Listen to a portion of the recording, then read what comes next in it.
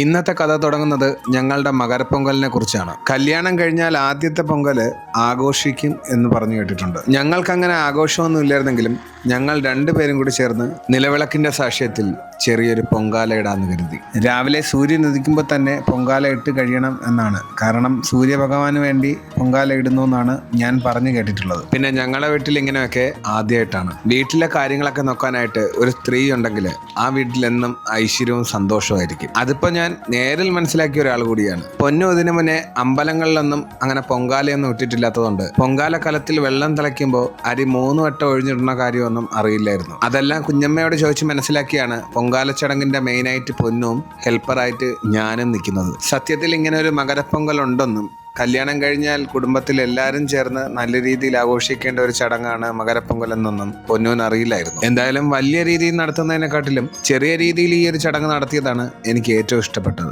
അങ്ങനെ ഇപ്പൊ തിളച്ചു പൊങ്ങിയ അരിയിൽ ശർക്കര ഇട്ടു. ഇനി ഈ ചിരണ്ടി വെച്ച തേങ്ങയും പഴവും കൂടെ ചേർത്ത് കൊടുക്കുമ്പോഴേക്കും ഏകദേശം പൊങ്കാല അങ്ങ് റെഡിയാവും. പൊന്നു ഇങ്ങനെ വീട്ടിലെ പൊങ്കാല ഇടുക ഇങ്ങനെയുള്ള കാര്യങ്ങളൊക്കെ ആദ്യമായിട്ട് ചെയ്യുന്നതുകൊണ്ട് പുകയടിച്ച് കരഞ്ഞാലും കുഴപ്പമില്ല, ഞാൻ തന്നെ എല്ലാ കാര്യങ്ങളും ഒറ്റയ്ക്ക് ചെയ്യും എന്നുള്ള തീരുമാനത്തിലായിരുന്നു. അങ്ങനെ ലാസ്റ്റ് നെയ്യും കൂടെ ഒഴിച്ചു കഴിഞ്ഞപ്പോഴേക്കും ഞങ്ങളുടെ പൊങ്കാല റെഡിയായി. അങ്ങനെ ദൈവത്തിനെ പ്രാർത്ഥിച്ച് പൊങ്കാല എടുക്കാറായപ്പോൾ രാവിലെ ഞങ്ങളെ കൂടെ എണീച്ച് കുളിച്ച് റെഡിയായി നിൽക്കാന്ന് പറഞ്ഞ അമ്മ പൊങ്കാല ഇട്ട് കഴിഞ്ഞപ്പോഴേക്കാണ് അമ്മ എണീറ്റത്. രാവിലെ ഞങ്ങളെ കൂടെ വരാന്ന് പറഞ്ഞ ആള് ഇപ്പൊ ചോദിക്കുന്നു ഇവിടെ എന്താണ് ചടങ്ങെന്ന്. അങ്ങനെ കാര്യങ്ങളൊക്കെ പറഞ്ഞ് മനസ്സിലാക്കി ഞങ്ങൾ എല്ലാവരും പ്രസാദം കഴിച്ചു. ഞങ്ങളുടെ ആദ്യത്തെ മകരപ്പൊങ്കൽ ഇങ്ങനെയായിരുന്നു. അപ്പോൾ ഇന്നത്തെ വിശേഷം ഇത്രയൊക്കെയാണ്.